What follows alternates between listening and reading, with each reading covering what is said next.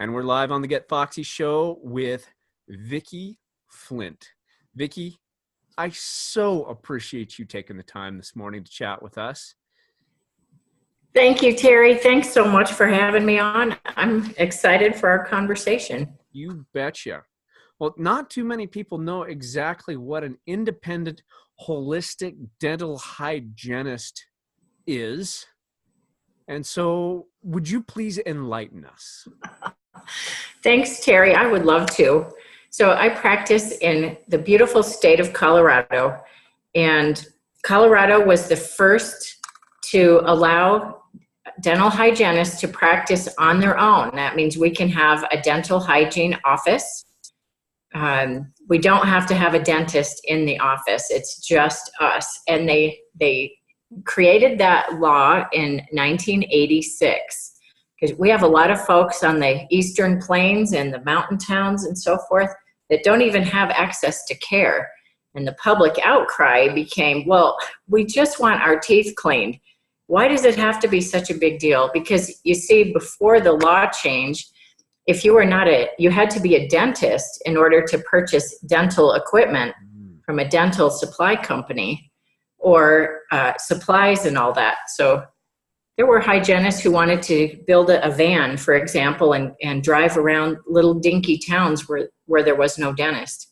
And they couldn't do that. So the law change made it possible. Now the holistic part is semi-uniquely mine. I say semi-uniquely because I've met a few other hygienists that also study and understand the connections between the teeth and the mouth and the rest of the body. You know, the thing I always say is I've never had a set of teeth walk in my office without the rest of the body. So can you just picture that? So we're all connected. And in fact, right behind me on the wall here in my operatory, I have two different versions of the tooth body chart. And I refer to them very frequently. You know, it's real annoying to people who have a sensitivity in a tooth. Their tooth hurts all the time or they can't chew on it. You know, something's up with this tooth. They've been to the dentist, the x-ray's fine. The hot cold test is fine. They got sent to a specialist. The specialist said your tooth is fine. Well, so they've spent hundreds of dollars. Many hundreds sometimes. They have no answers. They keep being told you're fine, you're fine, you're fine, and they're kind of wondering, well, if I'm so darn fine, why can't I chew on my tooth? Because it's true, the body is not supposed to hurt. It doesn't draw attention to itself unless there's an issue. So let's just take a look at the tooth body chart. Now I want to be really clear. I'm not a doctor. I'm not diagnosing. I'm not saying anything. I actually hand the tooth body chart to the client and I show them on the chart which tooth we're talking about here. And they just read it. And sometimes they'll say, oh my goodness, yes, this is an issue for me. This is an issue for me. The knee is part of that. You know, my doctor keeps telling me I need to have my knee scraped out. So I'm like, well, I don't know. If you scrape out your knee, will your tooth get better? Maybe. I've seen it happen. So those interconnections are fascinating. You betcha. And part of that holistic / herbal bent is that because I have a lot of clients who are very sensitive to many chemicals and things like that. So I have herbal products here. The stuff I polish teeth with, I make my own.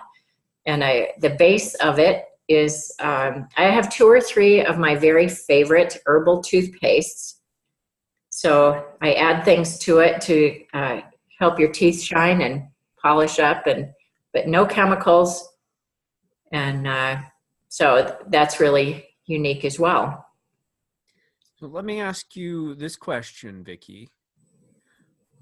What does dental hygiene, because this is the Get Foxy show, and Yes. So I want to know, what does dental hygiene have to do with feeling foxy? Great question. I see 3 ways, actually. One is, I think it's kind of hard to feel foxy, get your fox on, if you feel like you have bad breath. I think it's hard to get your foxy on if you are self-conscious about your smile because your gums are red, bright, flaming red and puffy. And if you look in the mirror in the morning after you brush your teeth and your gums are bleeding, then in the back of your mind, I mean, who wants to smile and have blood on their teeth? Ugh. Ugh. And also how teeth look overall. Now, not being a dentist, I don't do crowns and bridges and all that, but I certainly have a wonderfully large working knowledge and can help answer people's questions. And a lot of people contact me for just my opinion sometimes because they know they'll get the straight answer because I'm not trying to sell them anything.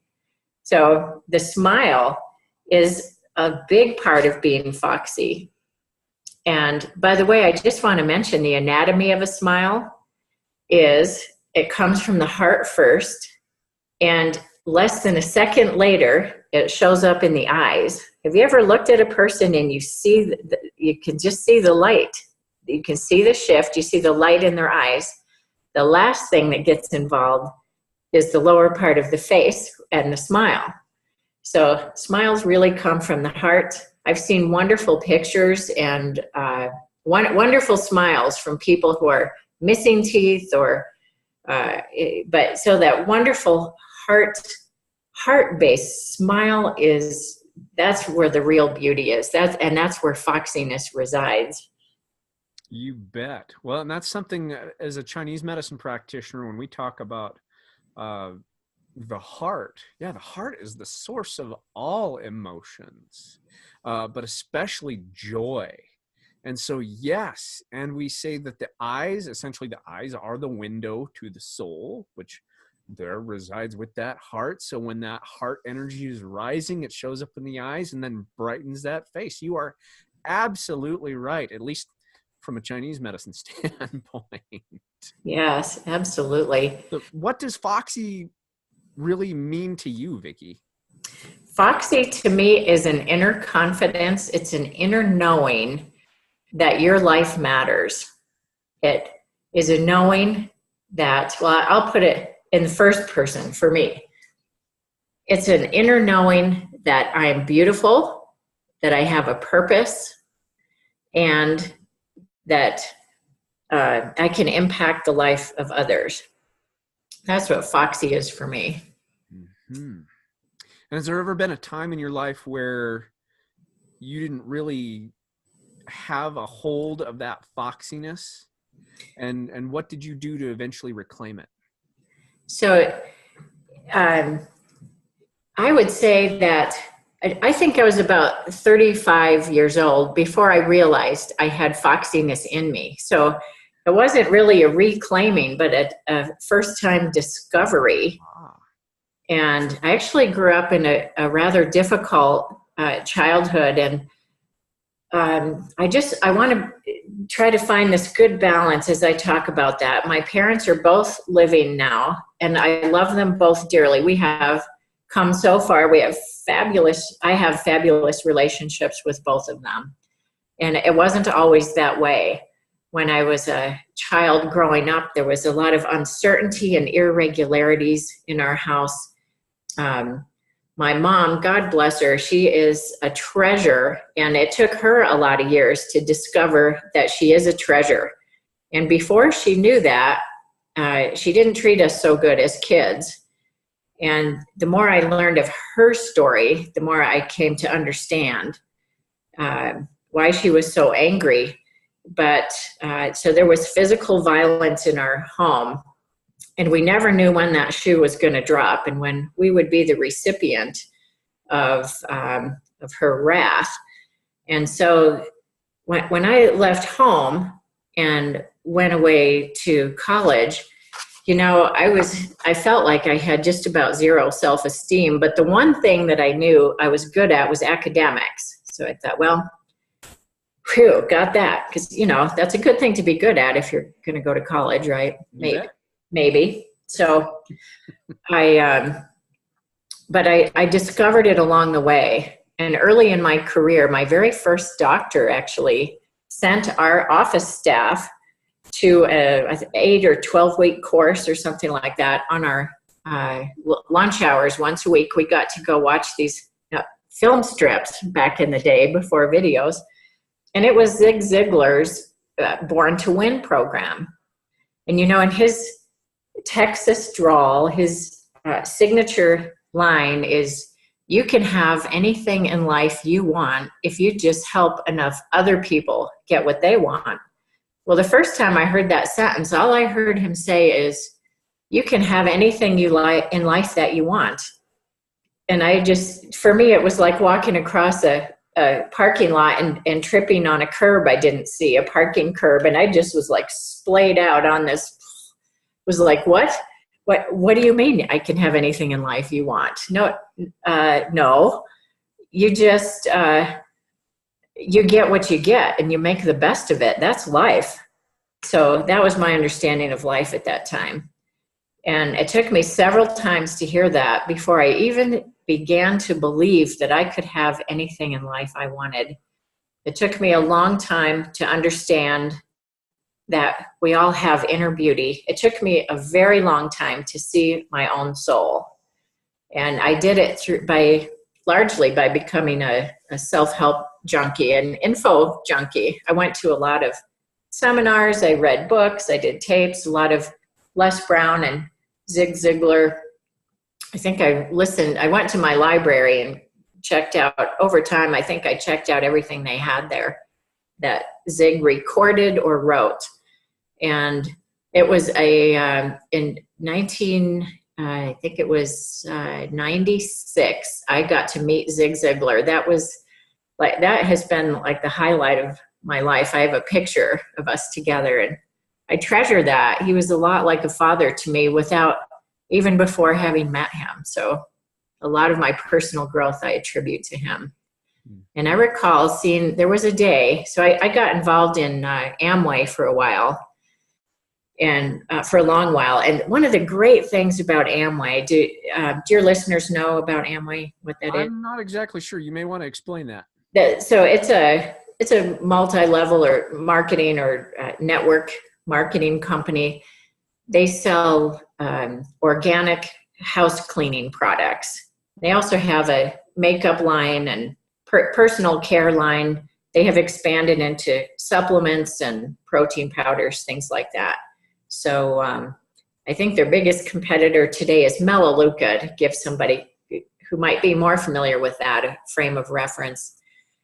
And one of the great things about getting involved in companies like that is they have a lot of seminars to go to, a lot of rallies and things. And so I grew a lot because of those. And one day I was getting ready to go hear a speaker, and it was in their various levels. They have diamonds, or the big folks that have made it to the top.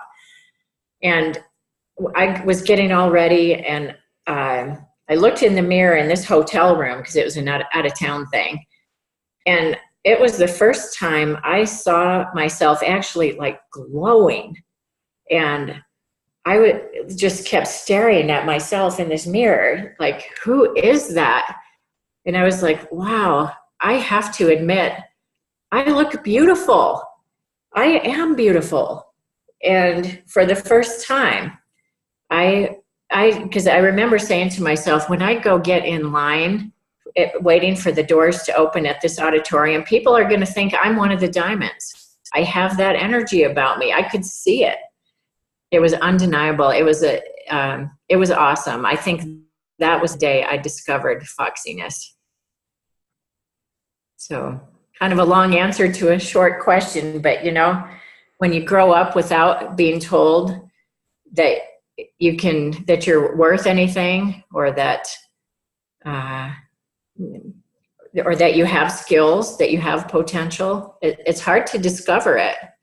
So I feel like in a lot of ways I went into the world very unprepared, but I found my way. So well, thank you for sharing that with us, because that's the mission here at the Get Foxy Show, is to help women whatever their situation may be, to discover that inner beauty, because it's the inner work that really you start with first that then influences the outer.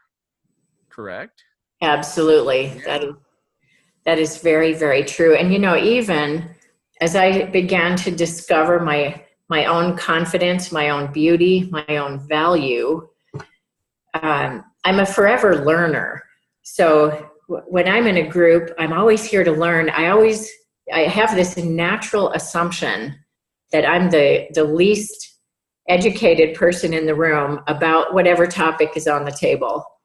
And sometimes I've learned, well, at least from an academic point of view, sometimes I'm the most educated person there. But I appreciate I feel like God has given me this natural kind of humility that I'm here to listen first and learn first. And that has served me very well. And I have discovered over the years that I can actually see into the soul of a person. And it's not with these eyes. I think it's sight, like third eye sight and spirit sight. And I see the beauty of that person and the potential in that person. And I see that far earlier than I see any of my own potential. So it's, and sometimes I think it's a great thing, but sometimes because I see only potential, I actually have to kind of watch it. And I appreciate the counterbalance of my husband, because sometimes he'll be like, "You're about to get ripped off here." And I'm like, "What? No. They're telling me this and that." But because I see the potential, I don't always see the traps. So it's nice to have the other side, have people that counterbalance. And you bet. It's good to have that awareness too. Yeah. I'm curious, you went from college, it sounds like, to Amway. How did you end up in the dental hygiene world? Was that a conscious choice of yours, or did your profession kind of choose you and land in your lap? My profession chose me and landed in my lap. And it found me when I was a senior in high school. I really didn't have any life direction. I didn't know what I wanted to do. So I decided I was interested in business. I thought, I want my story. This is how my story is going to go. I started in the mailroom, and now I own the company, or I'm president or something. That was my goal. So as a senior, I enrolled in our high school's business program. As part of the program, now the program, we were in class from till noon. And from 1 till 5, we had to have a job in the business community. And we had partnerships. I went to high school in Greeley, where State Farm has a big presence. And Montfort, there, banks and credit unions, and people in my class were getting jobs in those places. And by the way, we learned things like shorthand and just fun things that aren't really around much anymore, but it was great education. And the dentist community came to our school and contacted our program director, and he said, "I have a secretarial dental assistant in my office. It's just the two of us. There are no other assistants, no hygienists. That's it. Well, she's going to retire at the end of the school year, so I need to replace her. Do you have anybody that you think might be good in this position?" And my instructor, our director, chose me for that. And I interviewed with the dentist, and he said, yes, I like her. So I started as a secretarial dental assistant. I did it my whole, after school, that whole year, plus a year after that. And in the second year, I started getting so suffocated by the bookwork and so interested in the working with the people part. And one day, my doctor was out of town for, I don't know why, I don't remember, but it was on a day that was not a usual holiday, so everybody else in the community was working. It gave me an opportunity to call our family dentist. And I said, well, you all have a hygienist. I would like to see what she does. So they let me come and watch her for an hour. Something came alive in me that day.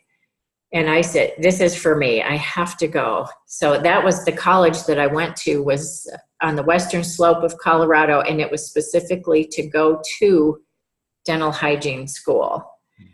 And the reason I did Amway later is I actually have done a lot of other side things, because I've always had this inner urging that has been telling me, but there's more. There's more. This can't be. So the thing about dental hygiene is when you graduate, you're at the top. It's kind of the good and the bad. It's nice to come out of school and jump into a job where you're paid the same as a 30-year veteran. But on the other hand, there's no ladder to climb. There's nothing to inspire goals and so forth. Well, except for those of us who are forever learners, and we want to learn. But I always felt like there was more. There's just something missing, and just this unrest. So I've done Mary Kay. I sold computers for a while. I've done Amway. And so you've got a strong entrepreneurial kind of spirit then, it sounds like. Yes. And I even, before I started my own practice, I left dentistry altogether for a few years and did all kinds of things with my husband, from real estate investments to a freight and shipping company. We started investment companies. We have a pretty wide story there, but all along the way, I have always been interested in health and the body. When I was in school, I had a patient who was literally crying in the chair. She was so frustrated. She said, I floss every day. Honest to God, I do. And my gums will not stop bleeding. And so I took this situation to one of our instructors, and I was all excited. I was like, well, this is school. This is like cutting edge, right? This is where we learn the awesome stuff. And I got totally deflated when the answer from the instructor was, well, she must be lying, because if she was flossing, she wouldn't be bleeding. And I was like, oh, wait. So it seemed like the answer to every problem in life became floss more. And I was like, no. Yeah, I was like, you go tell her. She's crying in the chair. I'm not going to tell her you need to floss more. Well, I was sad that we couldn't help that person. I couldn't help her. I had no answer for her. Well, then early in my career, I had a lady in the office whose gums were bleeding and puffy and blah, blah, blah. Well, she was pregnant. It was a classic case of pregnancy gingivitis. A lot of women have no idea that their hormones affect their gums. Mm-hmm. Even monthly, gums can get squishy and soft and prone to bleeding during certain days of the month. And birth control pills make gums softer. So anyways, this woman had pregnancy gingivitis, usual appointment. Later in the day, somebody else came in, another lady who had same looking gums. So I asked her, but I'd already updated her medical history. I said, just want to confirm you're not pregnant, right? Nope, not pregnant. Oh, What about, do you take birth control pill? No. Okay. I was kind of stumped. So I have this divine connection, and it just came into me. And I said, so what about, are you taking any hormonal things at all? Nope, no. Okay. So then this was the question divinely inspired. What are your cycles like? She said, cycles? What cycles? I bleed for a few days, then I don't, then I do, then I don't. It's like, okay, I understand what's happening in your gums now. There is something amiss. Well, this is the language I used to use back then. I can't say this anymore because those are diagnostic words. And for me, in my heart, I do not intend to be diagnosing, because I feel like I have found a puzzle piece, the corner piece of the puzzle. And I want to say, oh, that's it. But then if it doesn't really fit, I say, oh, no, it isn't. So anyways, but back then what I said to her is it looks to me like you have a hormonal imbalance. So as you bring your hormones into balance, then I expect that you'll see your gums clear up. So that really hooked my attention. And then I myself, after a personal tragedy, which was the death of my infant son, he was a preemie, so he didn't have a great chance of survival anyway. But about 6 months after that, I started having a lot of odd physical symptoms. It took 4 years for the standard medical industry to figure it out. It's awful to suffer for 4 years and have people tell you there's nothing wrong with you. And I didn't know any better, anything else. And out of desperation at the advice or the suggestion of one of my patients, I went to see a chiropractor who did nutritional testing, muscle testing. I thought it was voodoo. I thought it was crazy, but I went for it anyway. And in 2 weeks, I was a new person. And then it grew from there. And I got to learn about acupuncture and naturopathic doctors. I have a nice wide network of people, including you, Terry, that I appreciate having in my life to refer people to. And all these modalities, different people like different modalities. So, and different things fit for people. I attend a study club from which I learn from these other people, from these other modalities. And it helps me strengthen those connections that I see. I help people by offering suggestions, offering referrals to the people who can truly help them. And for people who are already working for those kind of people, I'll say, especially Chinese medicine, I look at tongues every day. So, and I see a lot of scalloped edges and various fissuring. So I'll just tell them, well, the next time you see Terry, please tell him that I'm concerned about this, or I noticed that. And then they can go and say, well, my dental hygienist said, she wants me for you to check this out on my tongue. You bet. Well, and the tongue, for our listeners, in traditional Chinese medicine, we do use tongue diagnosis. Certain areas of the tongue correspond to specific organ networks of the body. And depending upon the condition of the tongue body and the tongue coat, this tells us how things are functioning in the body or not functioning in the body. So it's fascinating stuff. It is. And I just want to mention really quickly too that those things will show up in the body years, sometimes years before the body has to be a certain level of broken down before things will show up on a blood test, for example. But there are symptoms all the way along. Color, bags under the eyes, things on the tongue, all kinds of things give us hints. Things I discover when I'm doing oral cancer screenings. There's that point to things going awry. So that's it's fascinating. We truly are wonderfully built. You bet. Now, I have one other question. We're starting to run short on time here, but I wanted to also ask, you've got some kind of kit that you offer about not flossing. Have I got that right? Yes, you do. Can you enlighten us a little bit about that? Yes. Thank you for asking. That's the Never Floss Again kit. And they are for people who do not like to floss. So when I work with people, if I were to meet with someone about this issue, I first find out, why do you not like to floss? Because there are ways around that. You don't like to put your fingers in your mouth, or no dexterity, whatever. And those questions are in no way judgmental questions. They help to guide, because there are a bazillion different gadgets out there that I can set you up with. So if I know what's not working, I can put something in your hand that will work. There are all kinds of gadgets on the market that will reach where floss reaches without having to put string in between your teeth. So floss is the only thing that actually cleans where the teeth contact with each other, but you can keep your gums perfectly healthy without floss.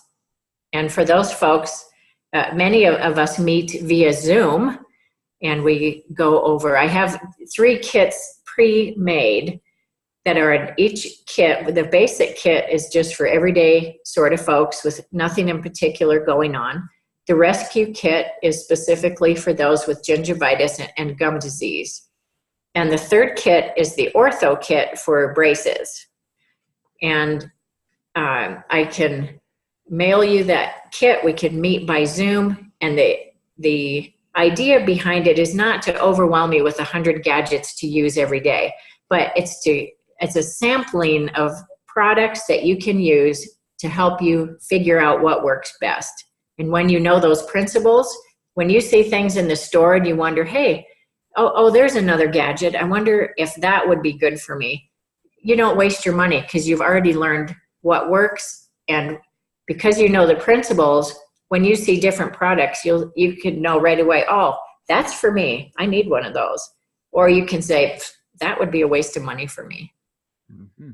Yeah. How do people get a hold of you so that they can talk to you about these kits?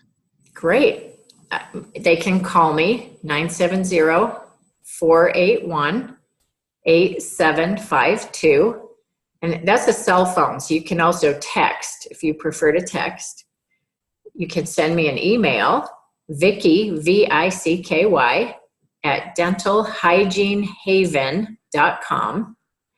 And I before E, so Hygiene, dentalhygienehaven.com.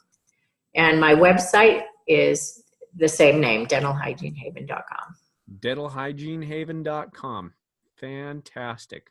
Well, Vicky, we are up against the clock, and I know you are super busy taking care of people. So again, I want to thank you so much for taking the time today. I really appreciate it. And yes, who knew that just taking care of your teeth would also take care of your body and get you feeling foxy? Thank you, Terry.